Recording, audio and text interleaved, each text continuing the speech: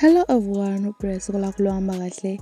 Abaningi-ke benu bayazi ukuthi uMaHu ubebhulishwa online emva kokuthi kuboshwe okuthiwa isoka lakhe uKagiso Michael Leloka, oyimenenja-ke yedolobha-ke yamasipala wase-Ekurhuleni.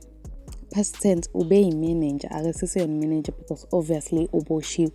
Kuthiwa-ke uMaHu-ke ubedla izimali-ke zakhe lo mlisa lona-ke oboshiwe, ekuthiwa ubeyintshontsha kuwona umasipala. So-ke uMaHu-ke bese esezondwa-ke kuthiwa udla i-tax yabantu ngokungekho emthethweni. So-ke uMaHu-ke usethathe-ke isinyathelo sokuthi acacise konke okwenzekile nokuthi nje yena akahlangene nayo yonke lento. Asihambeni-ke siyofunda ukuthi utheni yena uMaHu kwi-statement abesibhalile laphayana.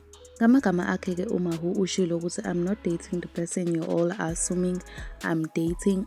I'm so tired of being dragged on people who got nothing to do with me. Can you all please stop? Lapho kuyacacisa ukuthi akathandani futhi akakaze wathandana nalo Kagiso Leloka endibeni ithi usakwathandana naye, uthi yena akakaze wathandana naye futhi akathandani naye. Akayeke ukuthi alibele egxekwa la online libe kuthiwa wenza ukuthi nokuthi udla iy'mali zabantu nani nani, udla imali yakhe ayikade inikezwe uyena lo Mr. Leloka. Uthi akakwazi konke lokho, yiyekeni lento eniyishoyo. So-ke sekukuwena ukuthi wena engabe uyamkholwa yini uMaHu mithi yena akamazi lo muntu futhi akathandani naye. Sekukuwena ukuthi uyakholwa yini lokho. Comment down below ukuthi wena uyakholwa lokho, and also comment down below ukuthi awumkholwa futhi lento esho uMaHu. But-ke siyivala la i-video namhlanje sibe unqi. I really hope ukuthi u-enjoyile i-video namhlanje. If you enjoyed, make sure ukuthi smash lo like button, uphinde usmash nalo subscribe button, and mina-ke we'll see you in the next video. Bye.